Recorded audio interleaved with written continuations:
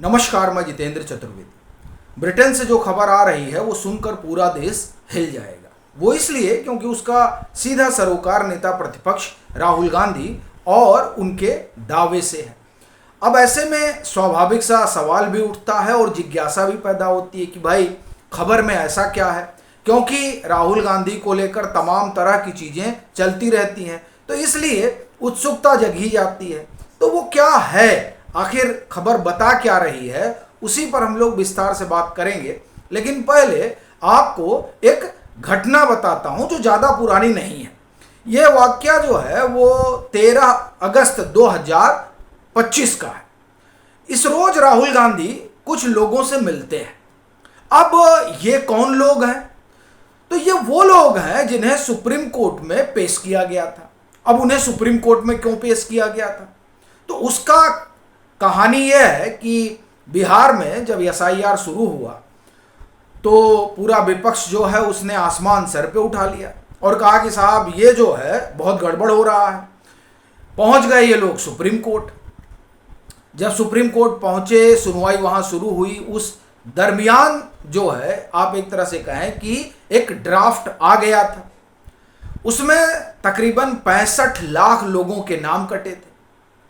इसे लेकर और हंगामा खड़ा हुआ और सुप्रीम कोर्ट में कहा गया कि साहब ये जो है मनमाने तरीके से सब हो रहा है। अब देखिए 65 लाख लोगों में से ये लाखों लोगों को जो है मृत बता दे रहे हैं। तो सुप्रीम कोर्ट ने कहा कि चलिए ठीक है, आप 15 व्यक्ति ऐसे ले आइए जो जिंदा हैं लेकिन उनका नाम जो है वो काट दिया गया है ये कहकर कि वो मर गए हैं, तो हम इस पूरी प्रक्रिया को ही जो है वो रोक देंगे। अब एक तरह से कहा जाए कि विपक्ष की मन मांगी मुराद पूरी हो गई। उनको लगा कि साहब अगर ऐसा कोई लाकर हम 15 आदमी खड़ा कर देते हैं जिनका नाम कटा हुआ है इसलिए क्योंकि वो मर चुके हैं, तब तो फिर ये पूरा एसआईआर ही सुप्रीम कोर्ट रोक देगा। सो ये लोग लेकर आ गए साहब सुप्रीम कोर्ट में और उन्होंने कहा कि देखिए जिन शख्स को हम आपके सामने खड़ा किए हुए हैं ये मृत है, लेकिन ये आपके सामने जिंदा खड़े हैं। और मृत कहाँ है? मृत है ये चुनाव आयोग ने जो ड्राफ्ट दिया है उसमें। अब उस समय आपको ध्यान होगा कि योगेंद्र यादव भी पूरा पक्ष रख रहे थे सुप्रीम कोर्ट के सामने। अब सुप्रीम कोर्ट भी हक्का बक्का कि अरे ये कैसे हो गया। तो खैर उधर से फिर चुनाव आयोग की तरफ से जो वकील है उन्होंने बताया कि देखिए अभी तो ड्राफ्ट आया है, जब फाइनल कुछ होगा तब ये कहेंगे कि हाँ गड़बड़ी हुई है। तो ये हुआ कि नहीं, बात तो भी ठीक है, अभी तो ये ड्राफ्ट आया है। अब जिन लोगों को पेश किया गया था विपक्ष की तरफ से ये कहते हुए कि साहब ये जीवित है लेकिन चुनाव आयोग इन्हें मृत मान रहा है, अब वो लोग बाहर आते हैं। अब बाहर आए यानी सुप्रीम कोर्ट से बाहर आए। अब यहाँ मीडिया खड़ी। अब मीडिया खड़ी तो यहाँ पर सवाल पूछा गया। वरिष्ठ पत्रकार हैं आज तक के संजय शर्मा। उन्होंने कहा उन लोगों से जिनको पेश किया गया था सुप्रीम कोर्ट में कि भाई आपको कैसे पता चला कि चुनाव आयोग ने आपको मृत घोषित कर दिया है? तो उन्होंने कहा कि हमारे पास भारत सरकार से चिट्ठी आई। अब ये जो चिट्ठी आई वाला मसला है, संजय शर्मा कहते हैं कि भाई इस तरह की कोई सूचना तो भारत सरकार ने किसी के पास भेजी नहीं है, तो आपके पास कैसे आ गई? संजय शर्मा अपनी जुबानी ये किस्सा आज तक रेडियो पर सुना रहे हैं। यहां से जब ये बाहर आते हैं सब, यानी जिनको पेश किया गया था सुप्रीम कोर्ट में, उनसे ये सवाल उन्होंने दागा। अब वो बताए कि साहब चिट्ठी आई। इन्होंने कहा कि नहीं चिट्ठी उट्ठी तो कोई उस समय तो गई नहीं थी। अब जवाब देने वाले हक्का बक्का, क्योंकि उनको अब समझ ही नहीं आ रहा है कि क्या किया जाए। उसी बीच जो आप ये कहें कि जो लोग बिहार से लेकर आए थे इन लोगों को, उनके बारे में कहने लगा देखिए इनको भी मीडिया से बात करना अलाउ नहीं है और ये अभी राहुल गांधी से मिलेंगे, राहुल गांधी के साथ जो है प्रेस कॉन्फ्रेंस में आएंगे, तो इसलिए अभी इनसे बात मत करिए। और अभी ये लोग जो है ठीक भी नहीं है, यानी उनका कहना था कि भी दूर से आए हैं, माथा वाथा घूम रहा है।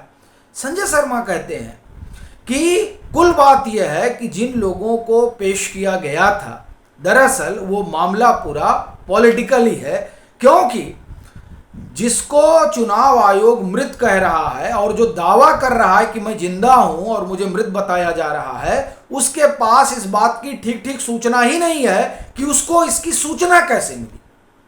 जाहिर सी बात है, दाल में कुछ काला है। तो ये वही लोग हैं जिनको सुप्रीम कोर्ट में पेश किया गया था, और इन्हीं लोगों के साथ 13 अगस्त को राहुल गांधी चाय पी रहे थे, और फिर वो कहते हैं कि पहली बार मृत लोगों के साथ चाय पी रहा हूं। प्रश्न ये उठता है कि आज तक के जो वरिष्ठ पत्रकार संजय शर्मा हैं, वो जो बात कह रहे हैं उसका मतलब तो यही होता है कि इन लोगों को राजनीतिक तौर पर पेश किया गया था, जबकि असल में ये वो लोग नहीं हैं जिनको चुनाव आयोग ने मृत बता दिया था और जीवित हैं। यानी कहानी ही कुछ और है। अब आप देखिए कि राहुल गांधी क्या कर रहे हैं, या फिर मैं ये कहूं कि राहुल गांधी को गुमराह किया जा रहा है। मुझे तो नहीं लगता कि राहुल गांधी को गुमराह किया जा रहा है।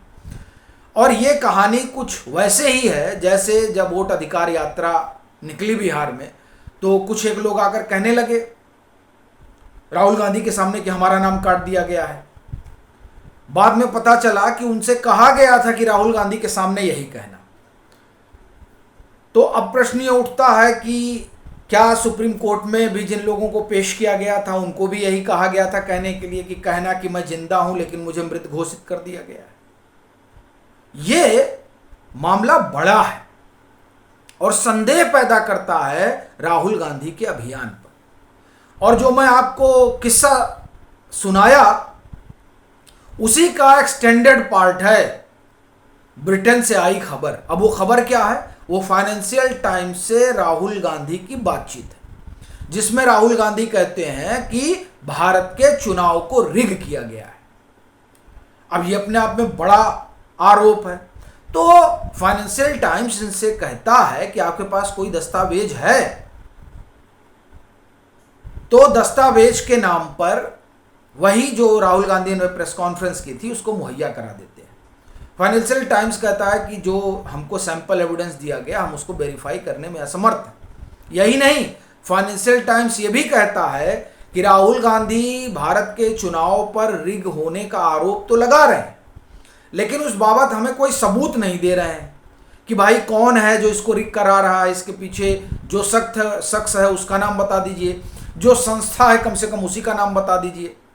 ठीक, तो ये भी प्रमाण नहीं दे पाए, और ना ये प्रमाण दे पाए कि ये जो वो कह रहे हैं कि मैनिपुलेशन हो रहा है, ये मैनिपुलेशन इतने बृहत स्तर पर हो रहा है कि चुनाव का परिणाम ही बदल दिया जाए। भाई इसका भी कोई सबूत होना चाहिए, क्योंकि आप तो सीधे सीधे नरेंद्र मोदी को ही कटघरे में खड़ा कर दे रहे हैं। तो आप दस्तावेज मुहैया करवाइएगा ना कि चुनाव आयोग इतने लार्ज स्केल पर जो है वो हेराफेरी कर रहा है, लेकिन इस बाबत वो कुछ दे नहीं पाए। अब मैं आप ये सुन लीजिए कि क्या उन्होंने फाइनेंशियल टाइम्स को कहा, और आप ये जाकर देख भी सकते हैं, गूगल पे जाइएगा, फाइनेंशियल टाइम्स लिखिएगा और राहुल गांधी लिखिएगा, ये खबर आ जाएगी 21 सितंबर की है, और ये अखबार ब्रिटेन का है, तो जाहिर सी बात है खबर ब्रिटेन से आ रही है। क्या इस अखबार ने लिखा है? Gandhi and the Congress party not provided evidence to show who was behind the alleged manipulation or that it was on a scale large enough to affect election result। फिर ये कहते हैं कि जो कुछ प्रोवाइड कराया गया उसके आधार पर the Financial Times was unable to verify the evidence.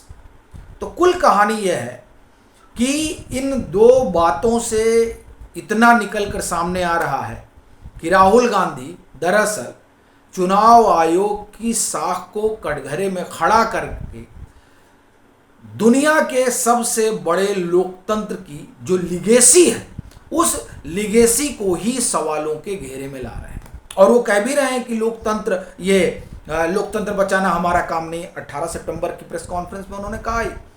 और फाइनेंशियल टाइम्स से वो कह रहे हैं कि हमें चुनाव आयोग की साख को कटघरे में खड़ा करना है। प्रश्न यह है कि राहुल गांधी करना क्या चाहते हैं, क्योंकि वो भ्रम फैला रहे हैं और एक हद तक कहा जाए कि दुष्प्रचार कर रहे हैं, तो गलत नहीं होगा कम से कम जो बातें निकलकर सामने आई हैं। बाकी आपकी अपनी क्या राय है ज़रूर साझा करें। मतांतर से नहीं जुड़े हैं तो जुड़ें, वीडियो को लाइक करें और खूब शेयर करें।